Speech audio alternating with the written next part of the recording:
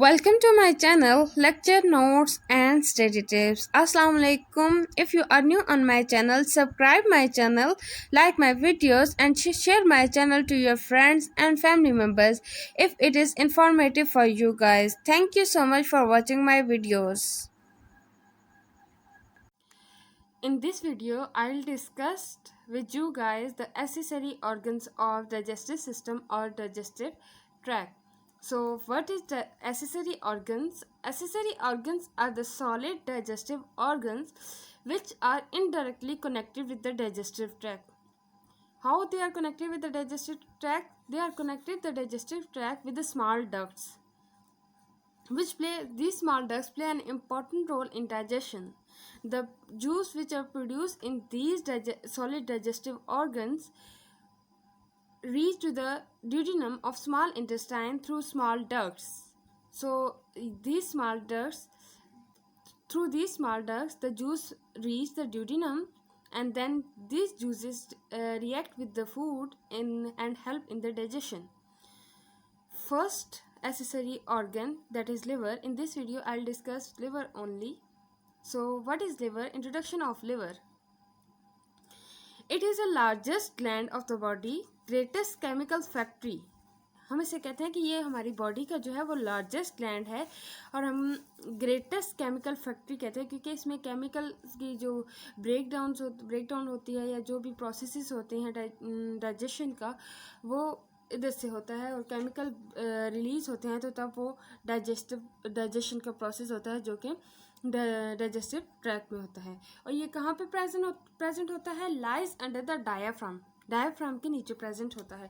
इसका कलर जो होता है ये रेडिश ब्राउन कलर का होता है और इसके 2 लोब्स होते हैं, लेकिन उन दोनों लोब्स में भी छोटे छोटे और लोब्स भी होते हैं जो कि किस शेप में होते हैं? क्यूबिकल शेप सेल्स में होते हैं।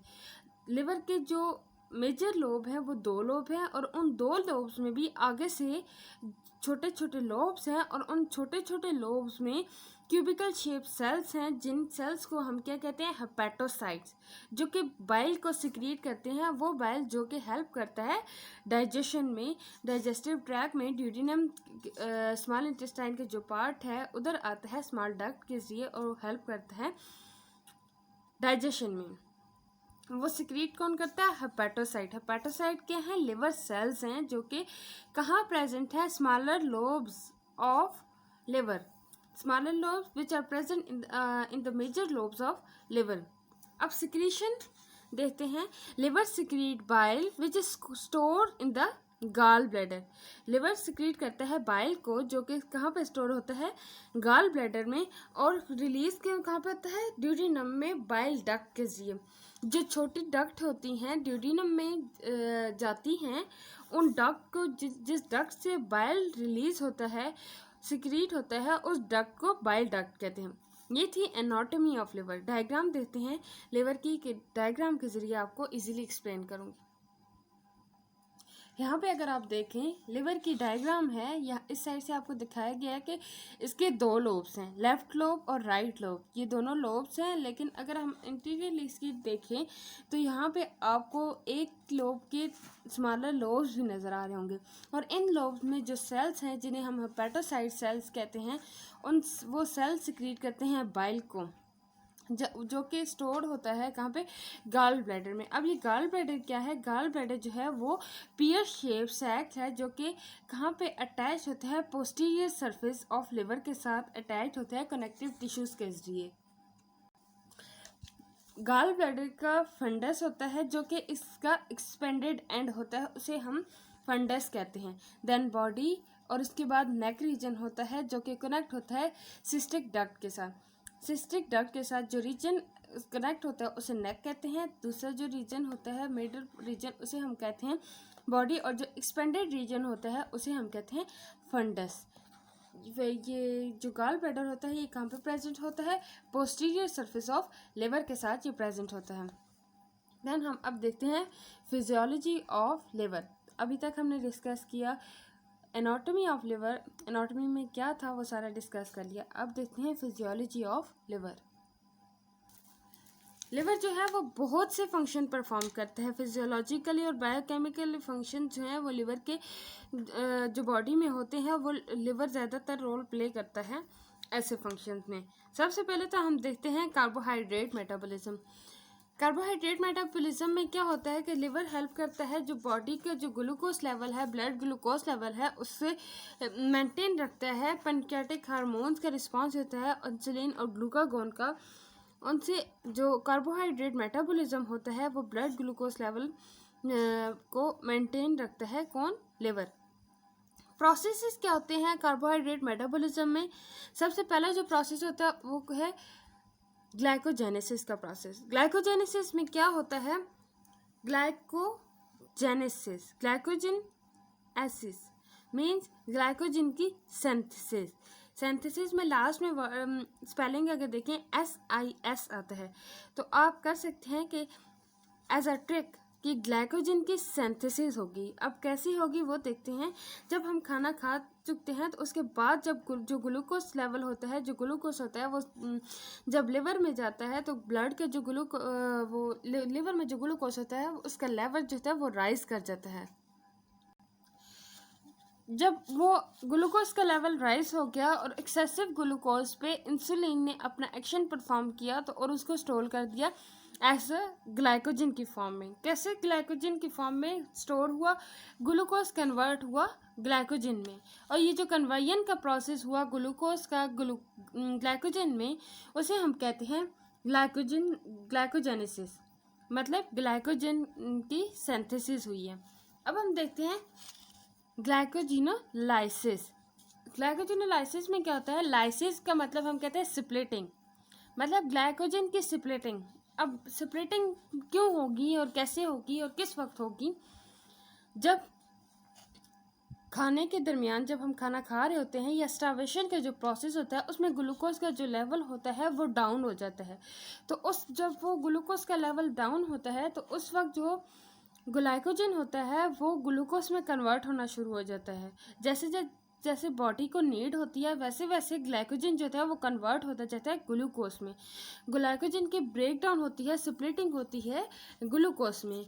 और ये जो प्रोसेस होता है कन्वर्जन का जिसमें ग्लाइकोजन जो है वो कन्वर्ट होता है ग्लूकोज में लिवर में, तो उस प्रोसेस को हम कहते हैं ग्लाइकोजिनोलाइसिस।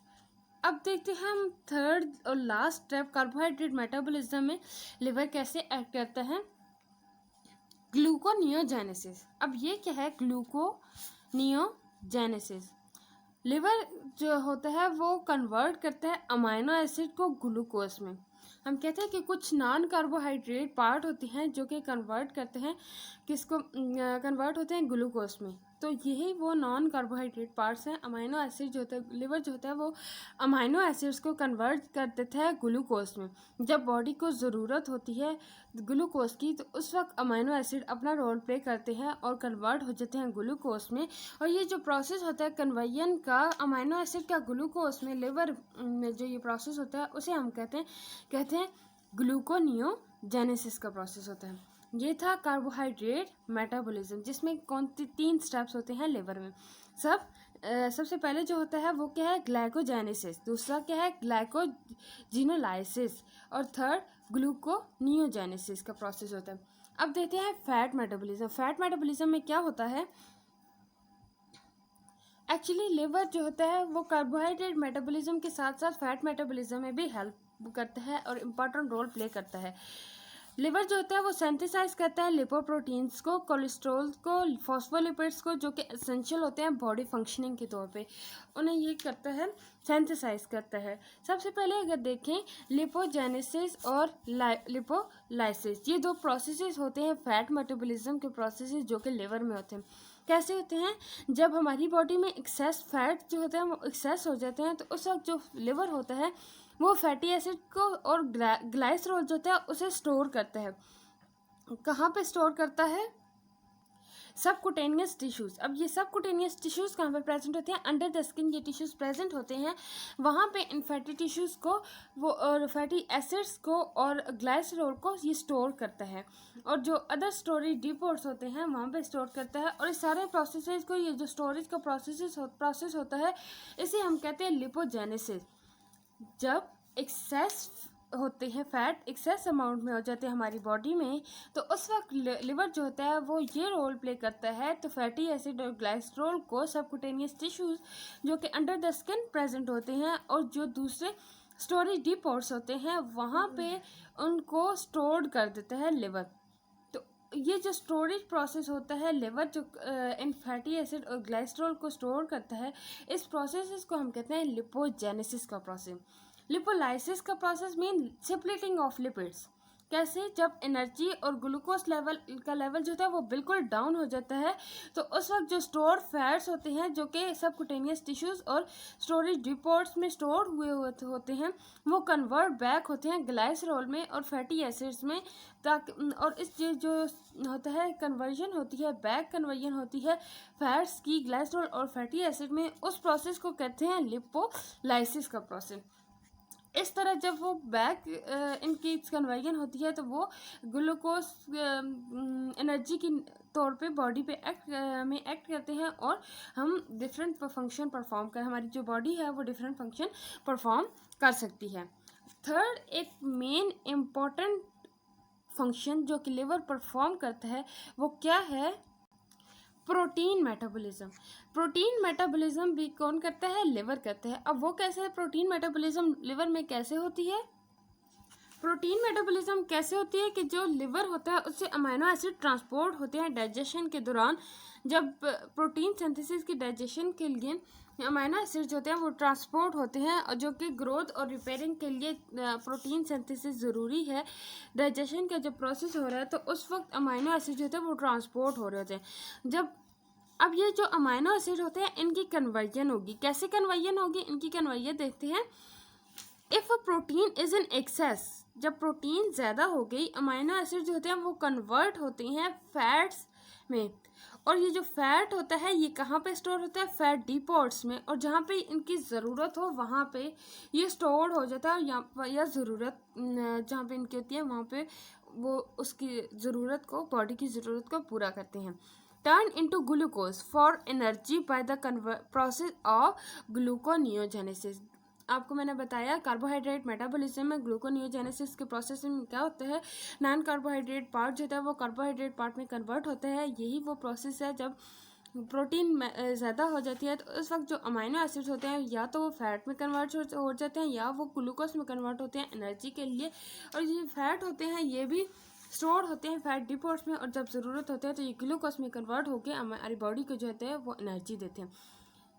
अगला प्रोसेस हम देखते हैं कि क्या होता है, डीएमिनेशन। डीएमिनेशन में क्या होता है, जब अमीनो एसिड ज़्यादा हो जाते हैं लिवर में तो वो जो अमाइनो ग्रुप होता है, अमीनो एसिड में जो अमाइन ग्रुप होता है, अमाइन ग्रुप क्या होता है? NH2 अमाइन ग्रुप होता है, वो रिमूव हो जाता है। किस प्रोसेस से? डीएमिनेशन के प्रोसेस से अमाइनो ग्रुप जो होता है वो अमाइनो एसिड से रिमूव हो जाता है, और इस प्रोसेस को कहते हैं डीएमिनेशन। यूरिया फॉर्मेशन में क्या होता है? यूरिया कैसे बनता है? मतलब अमाइनो ग्रुप जो कि रिमूव हुआ था वो कन्वर्ट हो जाता है NH3 में, अमोनियम में, जो कि हाईली टॉक्सिक होता है हमारी बॉडी के लिए। तो जो लिवर होता है वो कन्वर्ट करता है NH3 को यूरिया में, जो कि लेस टॉक्सिक होता है। ये हेल्प करता है हाईली टॉक्सिक मटेरियल को कन्वर्ट करता है किसमें? लेस टॉक्सिक मटेरियल में। और जो यूरिया होता है वो सिक्रीट हो जाता है यूरिन से, तो हमारी किडनी से। ये सारा जो प्रोसेस कैसे होता है, जब हम प्रोटीन एक्सेस अमाउंट में होती है तो उस वक्त जो अमीनो एसिड होते हैं वो कन्वर्ट हो जाते हैं फैट में, जो कि स्टोर हो जाते हैं फैट डिपोट्स में, और जब उनकी ज़रूरत होती है तो वो कन्वर्ट होते हैं ग्लूकोज में। कौन से प्रोसेस से? ग्लूकोनियोजेनेसिस के प्रोसेस से। उसके अलावा अगर अमीनो एसिड हमारे लिवर में ज़्यादा हो जाते हैं तो वो अमीनो ग्रुप अमीनो एसिड से रिमूव हो जाता है, और ये जो अमीनो ग्रुप होता है ये अमोनियम में कन्वर्ट हो जाता है जो कि NH3 होता है, और NH3 हमारी बॉडी के लिए हाईली टॉक्सिक मटेरियल है। इस वजह से जो लिवर होता है वो NH3 अमोनियम को कन्वर्ट कर देता है यूरिया में, हाईली टॉक्सिक मटेरियल को कन्वर्ट कर देता है लेस टॉक्सिक मटेरियल में, और जो यूरिया होता है वो यूरिन के ज़रिए किडनी से पास हो जाता है। Fourth main most important function जो है वो लिवर का, वो क्या है? डिटॉक्सिफिकेशन। डिटॉक्सिफिकेशन मीन्स, डिटॉक्सिफिकेशन में क्या होता है?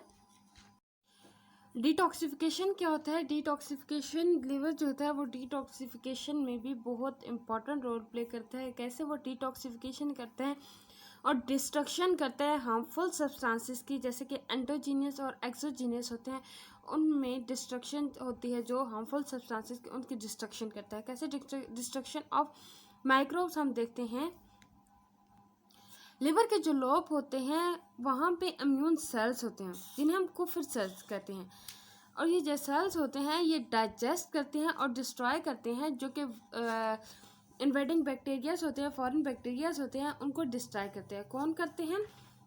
ये जो कुफर सेल्स होते हैं ये इन्वेडिंग बैक्टीरियाज और जो फॉरेन बैक्टीरियाज होते हैं, एंटीजेंस होते हैं, उनको डिस्ट्रॉय करते हैं, उनकी डिस्ट्रक्शन करते हैं। Detoxification of exogenous substances. Exogenous substances की डिटॉक्सिफिकेशन, जैसे कि कैसे सब्सटेंसेस, ड्रग्स होगी, अल्कोहल होगी, इन सब को डिटॉक्सिफाई भी कौन करता है? लिवर करता है, डिटॉक्सिफाई करता है इनको सबको। और ये जो प्रोसेस होता है डिटॉक्सिफिकेशन, ये लिवर परफॉर्म करता है, जिसमें जो डिस्ट्रक्शन होती है माइक्रोब्स की, उनकी डिस्ट्रक्शन होती है, और जो हार्मफुल सब्सटेंसेस होते हैं बॉडी के लिए उनको भी डिटॉक्सिफाई कर देता है। एक और इम्पॉर्टेंट फंक्शन जो लिवर का है वो क्या है? स्टोरेज। स्टोरेज में क्या है? स्टोरेज में भी लिवर बहुत इंपॉर्टेंट रोल प्ले करता है। अभी तक आपको मैंने बताया होगा कि लिवर क्या क्या स्टोर करता है, पीछे आपने देखा लिवर स्टोरेज में बहुत इंपॉर्टेंट रोल प्ले करता है। अब स्टोरेज कौन कौन सी चीज़ों की होती है? Storage of vitamins and minerals. Vitamins और मिनरल्स की स्टोरेज होती है। लिवर सेल्स मैंने बताया, हेपेटोसाइट सेल्स जो होते हैं वो बहुत से वाइटामिन और मिनरल्स को टेकअप करते हैं, ब्लड से उन वाइटामिन और मिनरल्स को लेते हैं और स्टोर कर देते हैं। इन मिनरल्स में वाइटामिन और मिनरल्स में अगर हम देखें, वाइटामिन देखें, vitamin B12, D, vitamin D, vitamin E, vitamin K and vitamin A, इन सब की स्टोरेज जो होती है वो लिवर में होती है। जो जब एक्सेस में होते हैं तो इन सब की स्टोरेज वो लिवर में होती है। और मिनरल्स अगर हम देखें, आयरन और कॉपर, वो भी स्टोर होते हैं लिवर में। Storage of carbohydrate. कार्बोहाइड्रेट की मैंने कार्बोहाइड्रेट मेटाबॉलिज्म में बताया कि ग्लूकोज जो होता है वो ग्लाइकोजन में कन्वर्ट होता है और स्टोर्ड होता है लिवर में, और जब उसकी ज़रूरत होती है तो वो बैक कन्वर्ट हो जाता है।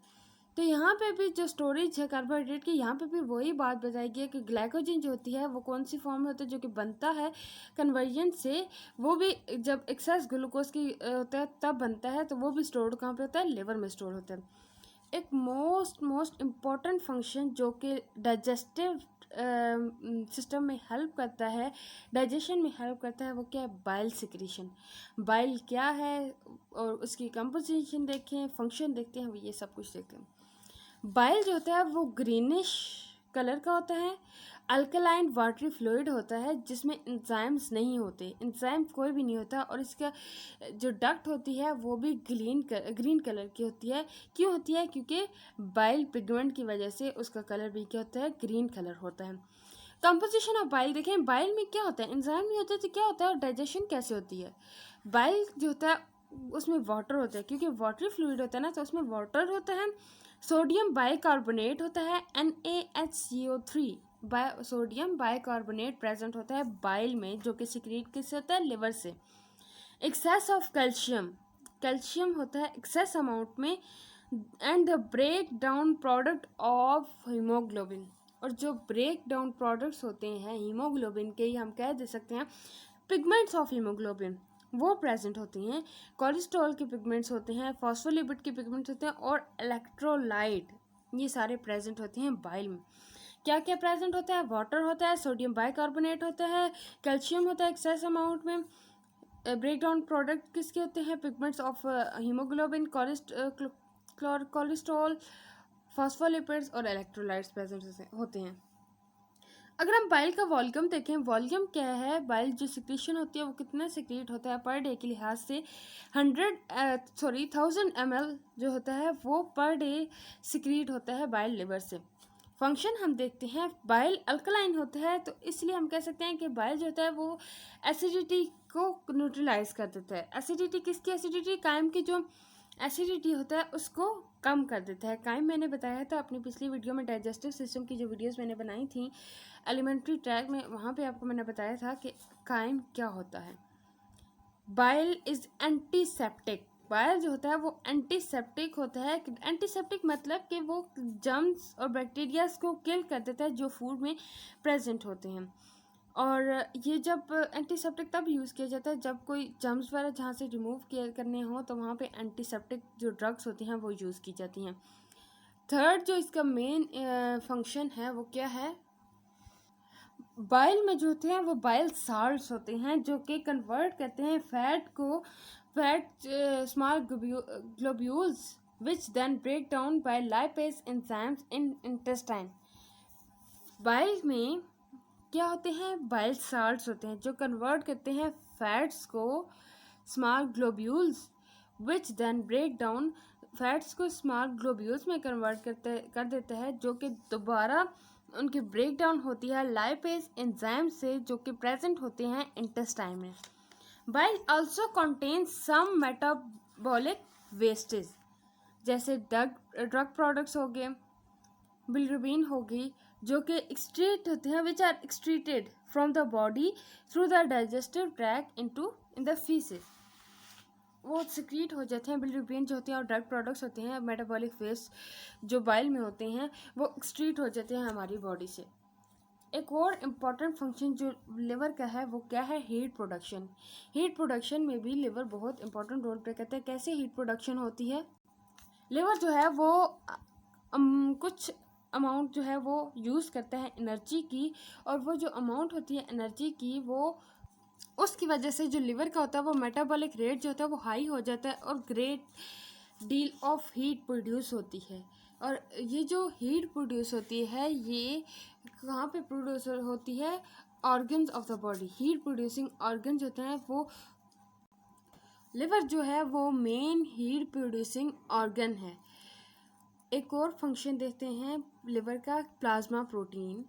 प्लाज्मा प्रोटीन क्या होता है? लिवर जो होता है वो प्लाज्मा प्रोटीन्स को बनाता है और सबसे ज़्यादा जो ब्लड क्लॉटिंग फैक्टर्स होते हैं, जो अमाइनो एसिड होते हैं उनसे ब्लड क्लॉटिंग फैक्टर्स भी बनाता है। अल्कोहल मेटाबॉलिज्म कैसे होती है कि लिवर जो होता है वो मेटाबोलाइज करता है इथेनॉल को जो कि अल्कोहल ड्रिंक में होती है, उसे भी मेटाबोलाइज कौन करता है? लिवर मेटाबोलाइज करते हैं। और इनएक्टिव जो हार्मोन्स होते हैं और उन जैसे कि इंसुलिन हो गया, ग्लूकागॉन हो गया, एल्डोस्टेरॉन हो गया, एल्डोस्टेरॉन, थायराइड ग्लैंड और सेक्स हार्मोन जो होते हैं वो कौन करता है? उनको डीएक्टिवेट कौन करता है? लिवर इन सारे हार्मोन्स को डीएक्टिवेट करते हैं। ये सारे थे फंक्शन ऑफ लिवर जो कि डिस्कस किए इस वीडियो में। उम्मीद है आपको समझ आ गई होगी। अगर समझ नहीं आई कुछ भी तो आप कमेंट बॉक्स में पूछ सकते हैं। Thank you so much for watching my video.